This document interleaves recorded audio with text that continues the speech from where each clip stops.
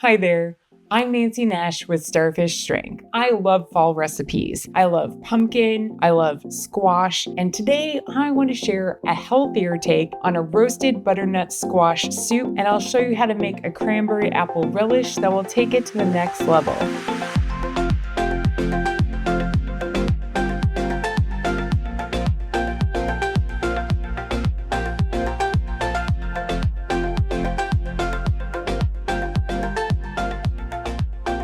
For today's recipe, you'll need 1 medium red onion, 2 medium semi-sweet apples. I really like Cosmic Crisp apples in this recipe, some fresh squeezed lemon juice, a good bunch of fresh sage, because you'll need about 20 leaves, Fairlife fat-free ultra-filtered milk, a couple splashes of hot sauce. I think Frank's Red Hot works great in this recipe. Dried cranberries, Ocean Spray 50% less sugar work excellent. Bone broth, chicken stock, or vegetable stock. You'll also want some nutmeg, dark chili powder, cinnamon, and fresh cracked black pepper. And of course, our star ingredient, we want about 5 cups of roasted butternut squash. So that's about 2 medium squash or 1 really big one. We're gonna start by roasting our butternut squash. So you can set your oven on 375 degrees Fahrenheit. So I want to cut my squash right through the center, slicing them lengthwise.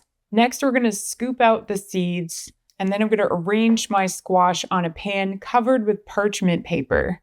And we're going to roast our squash for about 40 minutes. And I think they cook just a little more evenly if you alternate them as you line them up. So you've got the stem facing the bottom and the bottom facing the stem. You can check your squash at 30 minutes just to make sure, and then gently poke them with a fork. And you're looking for them to be pretty fork tender. So the fork should slide in and out cleanly when they're done. So if you have a particularly large squash, it might take just a little bit longer. While our squash is roasting, we're going to make our apple cranberry relish to go on top. Don't forget to wash your apples and remove the stickers before you start chopping. So I usually quarter the apples, remove the seeds and stem, and then I slice each quarter into 3 or 4 slices, and then I turn it the other way and start dicing it. I am going to leave the skins on for this relish. If you prefer a smoother, finer texture, you could peel your apples. I prefer to have just a little more texture and fiber in my relish, and it adds just a little bit more nutrition as well. So now I've got all the apples into these kind of 1/2-inch size pieces. So I'm just going to cut them one more time through to make them about 1/4 inch. There's something very satisfying about slicing apples. So this is about as far as I'm going to take cutting my apples up. Again, feel free to dice them a little bit more if you prefer, and then we're just going to add them all into our bowl. So I grew up in a large family, and around this time of year, we made apple pies, and we typically used what was in season, which were mostly Macintosh apples. I know a lot of people learn to make apple pie with Granny Smith, and both of those varieties are great, but they do start to brown pretty easily. But you'll notice that the Cosmic Crisp apple is not browning. In addition to making this recipe just a little bit more naturally sweet so that I don't have to add more sugar, I do really think it's a very pleasing presentation. So something to consider as you're trying different apples in this. So next I'm going to have a slice and juice our lemon, just in case you are working with an apple that browns more easily. This will help prevent that browning. I'm going to add about a tablespoon of lemon juice to our apples, and just go ahead and give that a quick stir with a spoon just to make sure that the lemon juice disperses throughout. Next, we're going to dice our red onion. So go ahead and cut off the ends and then peel your onion.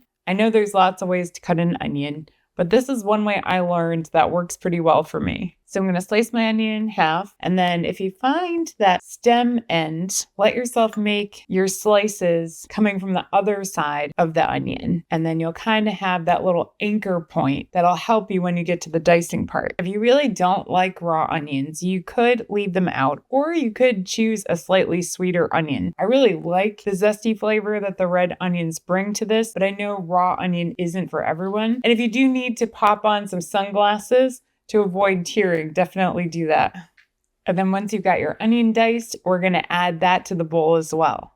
And then go ahead and give that a quick stir so those flavors can start getting to know one another. The next one, about a half cup of our slightly sweetened dried cranberries. And so that these flavors can really mingle, I am going to slice these as well. After the dried cranberries are diced to your satisfaction, go ahead and add those into your bowl. So I'm going to add 1 teaspoon of cinnamon, and I'm going to add 2 teaspoons of dark chili powder. If you're not really big on spice, you might just want to add 1 teaspoon and then taste it and see what you think it needs. And now that we've got our spices added, I'm going to give it a stir. So once everything looks pretty well combined, let's give it a taste and see if you think it needs a little more lemon juice, a little more cinnamon, a little more chili powder. So for me, this is all the flavors I love about fall.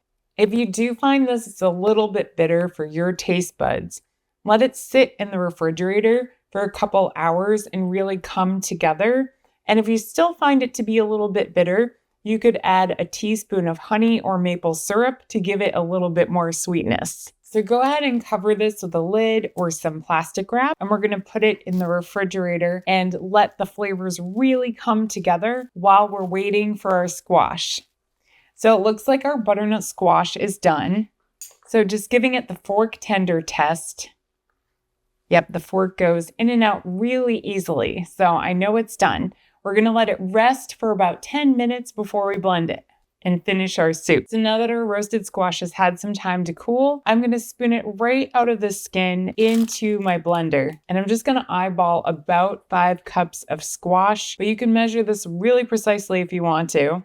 And if you do wind up with some extra squash, you could always just freeze it by itself. It freezes great, and it's a great side dish just by itself. I'm a big fan of having lots of go-tos on a busy weekday night.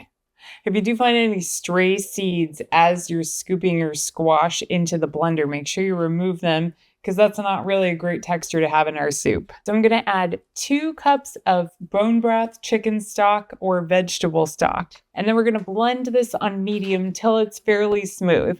I'm using a high-powered blender for this, but you could also use a food processor if you prefer. So that's looking pretty smooth. So now I'm going to add about 20 leaves of fresh sage and some fresh cracked black pepper. So I added about half a teaspoon. Remember, you can always add some at the end. I'm also going to add a couple shakes of my Frank's Red Hot hot sauce. So for me, that comes out to about a tablespoon. Remember, you can always add more later on. And I'm also going to add my 2 cups of Fairlife fat-free ultra-filtered milk. And we're going to blend everything together. So I'm going to start it out on low and then just slowly take it up as everything starts to combine. And then before we portion this out, just go ahead and let yourself taste it. This would be a great time if you feel like you want to add a little bit of salt. For me, there was already a little bit of salt in the bone broth that I used, so I'm not going to add any, but see what you think. Maybe it needs a little pepper, maybe a little more hot sauce. So I think this is good just as is. I get that sweet hit from the butternut squash, that herbaceousness of the sage, one of those flavors I really associate with fall. And then you get just a little bit of spice, a little bit of heat from the black pepper and the Frank's Red Hot. So to me, this is perfectly balanced. So let's make up a bowl of this so you can see what the final product comes out like. So you can see it's really pretty orange color, and it's super creamy with the Fairlife milk, even though we didn't put any cream in this. And then I'm going to put a little bit of our apple cranberry relish on top. So for me, this is all the flavors I love about fall in a soup. Putting the relish on top really gives it just a little bit more zest and life. You can taste just a little hit of that lemon.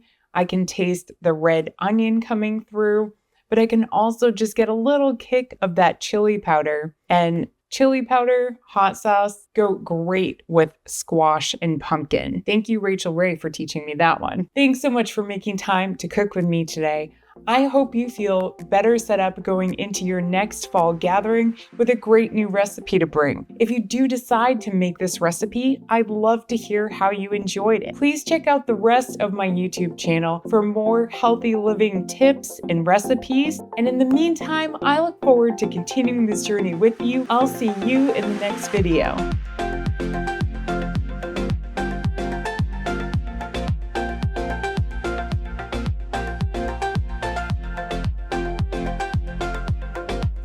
It's gonna be a little spicy, just like you.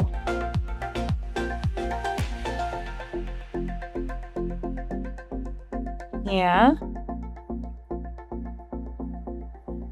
Uh-huh. Oh my goodness. So good. Good job, Peter. Good job.